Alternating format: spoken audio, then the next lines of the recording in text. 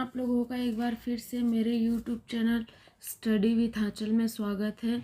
अगर आप लोगों ने मेरे चैनल को सब्सक्राइब नहीं किया है तो सबसे पहले चैनल को सब्सक्राइब कर लीजिए और ज़्यादा से ज़्यादा वीडियो को शेयर करिए और लाइक करना बिल्कुल ना भूलें, जिससे कि मुझे भी मोटिवेशन मिले और मैं भी अच्छे अच्छे वीडियो आप लोगों के लिए बना सकूँ। ठीक है, तो आइए स्टार्ट करते हैं पाठ योजना क्रमांक 3, लेसन प्लान नंबर 3। इससे पहले भी हमने बहुत सारे लेसन प्लान देख लिया है, आप उसकी प्लेलिस्ट देख लीजिएगा। तो चलिए स्टार्ट करते हैं। परिचयात्मक जानकारी, इसके अंदर आपका नाम, छात्राध्यापिका का नाम, कक्षा 9वीं, विषय विज्ञान, ये साइंस का है। साइंस का मतलब आप लोगों को साइंस के अंदर जो 12th तक साइंस होता है, ठीक है, सॉरी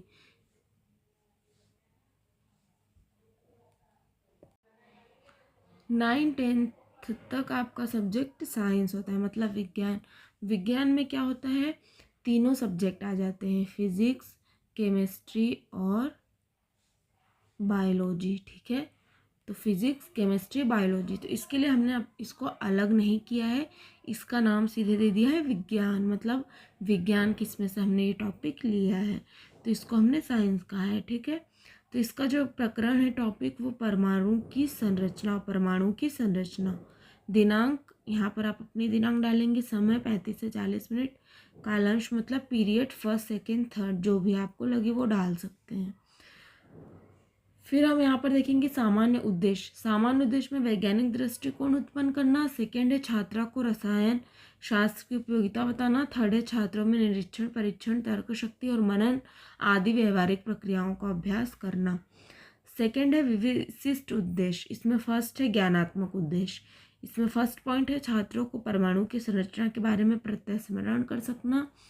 सेकेंड है छात्रों में परमाणु की संरचना को परिभाषित कर सकेंगे। ठीक है, फिर बोधात्मक उद्देश्य में देखेंगे।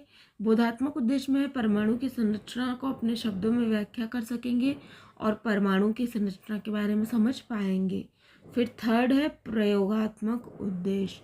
प्रयोगात्मक उद्देश्य में है छात्र परमाणु की संरचना का ज्ञान उच्च कक्षा में कर पाएंगे और छात्र परमाणु की संरचना का ज्ञान 60% छात्र जानते होंगे।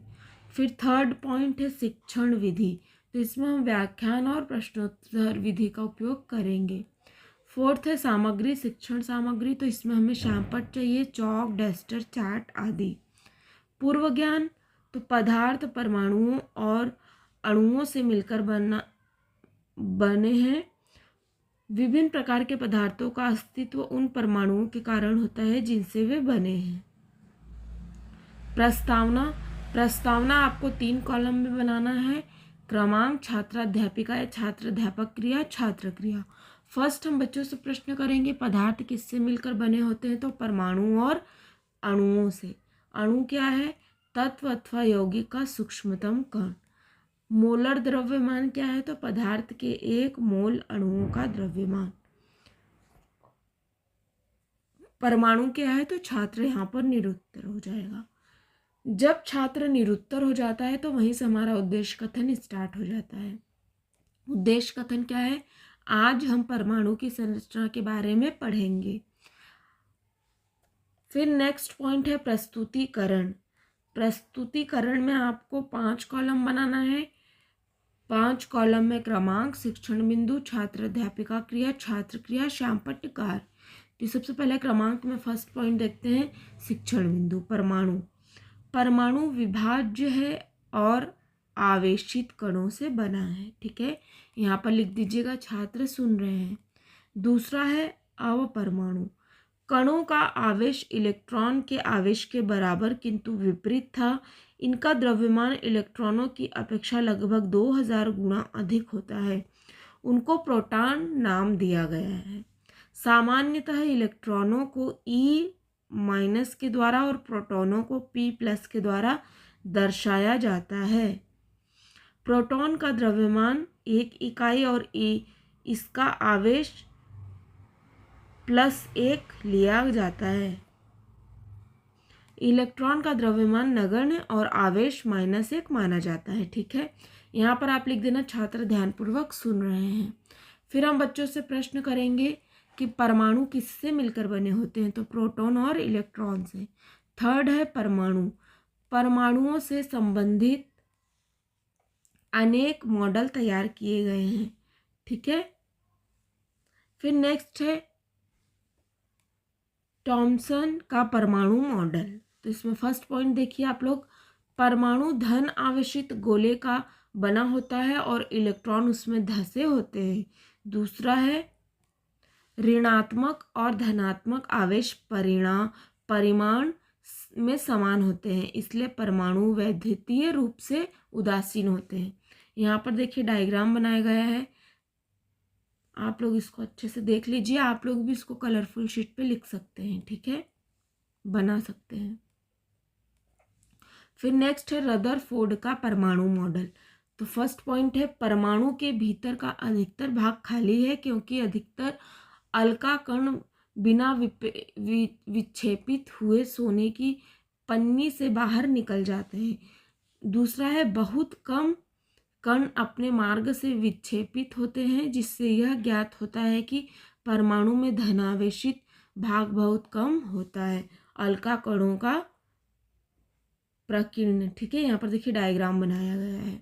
नेक्स्ट है बोर का परमाणु मॉडल, बोर का परमाणुिक मॉडल।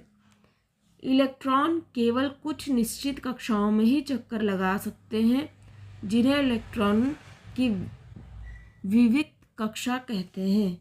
जब इलेक्ट्रॉन इस विविक्त कक्षा में चक्कर लगाते हैं तो उनकी ऊर्जा का विकिरण नहीं होता है, ठीक है। यहाँ लिखिएगा आप लोग, छात्र ध्यानपूर्वक देख रहे हैं, सुन रहे हैं। ये डायग्राम बना है, आप यहाँ पर श्यामपट्ट में इसको बना सकते हैं। फिर हम बच्चों से प्रश्न करेंगे कि नाभिक किसे कहते हैं, तो परमाणु का केंद्र धनावेशित होता है। फिर न्यूट्रॉन अनावेशित और द्रव्यमान में प्रोटॉन के बराबर था, अंततः इसका नाम न्यूट्रॉन पड़ा। हाइड्रोजन को छोड़कर ये सभी परमाणुओं के नाभिक में होते हैं। सामान्यतः न्यूट्रॉन को n से दर्शाया जाता है, n से, ठीक है। छात्र देख रहे हैं, यहाँ पर हमने न्यूट्रॉन इसका डायग्राम बनाया है, आप इसको अच्छे से देखिए। फिर संयोजकता, किसी परमाणु की सबसे बाहरी कक्षा में उपस्थित इलेक्ट्रॉनों को संयोजकता इलेक्ट्रॉन कहा जाता है। छात्र सुन रहे हैं। परमाणु संख्या, एक परमाणु के नाभिक में उपस्थित प्रोटॉनों की कुल संख्या को परमाणु संख्या कहते हैं। छात्र देख रहे हैं। फिर नेक्स्ट है द्रव्यमान संख्या। द्रव्यमान संख्या, एक परमाणु के नाभिक में उपस्थित प्रोटॉनों और न्यूट्रॉनों की कुल संख्या के योग को द्रव्यमान कहा जाता है। छात्र देख रहे हैं। यहाँ पर देखिए द्रव्यमान संख्या, तत्व का प्रतीक और परमाणु संख्या, ठीक है। अब समस्थानिक, एक ही तत्व के परमाणु जिनकी परमाणु संख्या समान लेकिन द्रव्यमान संख्या भिन्न होती है। इनकी परमाणु संख्या समान किंतु द्रव्यमान संख्या भिन्न होती है। हाइड्रोजन परमाणु के 3 समस्थानिक प्रोटियम, ड्यूटेरियम और ट्राइटियम होते हैं। यहाँ पर आप लिखेंगे, छात्र ध्यानपूर्वक सुन रहे हैं। अब हम बच्चों से प्रश्न करेंगे कि जे टॉमसन ने क्या प्रस्तावित किया था, तो इलेक्ट्रॉन गोले में धंसे होते हैं। इलेक्ट्रॉन मतलब पॉजिटिव, प्लस का साइन होगा, ठीक है। अब समस्थानिक के अनुप्रयोग, पहला है यूरेनियम के एक समस्थानिक का उपयोग परमाणु भट्टी में ईंधन के रूप में होता है। दूसरा है कैंसर के उपचार में कोबाल्ट के समस्थानिक का उपयोग होता है।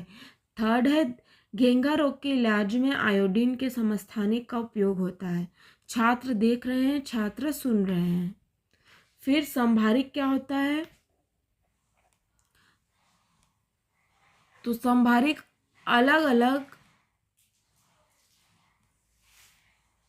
अलग अलग परमाणु संख्या वाले तत्वों को जिनकी द्रव्यमान संख्या समान होती है संभारिक कहा जाता है। तत्वों को उनके प्रोटॉन की संख्या के आधार पर बांटा गया है, ठीक है। यहाँ पर आप लोग लिखेंगे, छात्र ध्यानपूर्वक सुन रहे हैं। अब पुनरावृत्ति प्रश्न हम बच्चों से कक्षा में करेंगे कि संयोजकता क्या है और नाभिकी क्या है। कक्षा कार्य, परमाणु की खालिस्तान संख्या केंद्रक में विद्यमान खालिस्तान संख्या के बराबर होती है। दूसरा है परमाणु कक्षाओं को क्या नाम दिए गए हैं। फिर ग्रह कार्य इलेक्ट्रॉन, प्रोटॉन और न्यूट्रॉन के गुणों की तुलना कीजिए। फिर श्याम पट्ट सार में आपको ब्लैक कलर की शीट चिपकानी है लास्ट में, उसमें ये जो आपने स्टार्टिंग में लिखा था पूरा ये लिखना है, और शिक्षण बिंदु तो परमाणु मॉडल। ठीक है, इस प्रकार से हमारा ये लेसन प्लान यहाँ पर कंप्लीट होता है। आप इसको अच्छे से देखिए, लिखिए। अगर आपको कुछ समझ में नहीं आता है तो आप कमेंट बॉक्स में कमेंट करके मुझसे पूछ सकते हैं। इसकी PDF आपको टेलीग्राम चैनल पर मिल जाएगी। और आप वीडियो देख रहे हैं तो ज़्यादा से ज़्यादा लाइक करिए, जिससे कि मैं और अच्छे अच्छे वीडियो आपके लिए ला सकूं। लाइक करना बिल्कुल भी ना भूलें और कंजूसी बिल्कुल भी ना करें लाइक करने में। और चैनल से नहीं जुड़े हैं तो चैनल को सब्सक्राइब कर लीजिए और ज़्यादा से ज़्यादा शेयर करिए। तो चलिए, ये वीडियो यहाँ पर कंप्लीट होता है, ये लेसन प्लान। इसी के साथ ये वीडियो यहाँ पर एंड करते हैं। ठीक है, फिर हम लोग मिलेंगे नेक्स्ट वीडियो में नेक्स्ट लेसन प्लान के साथ। ओके।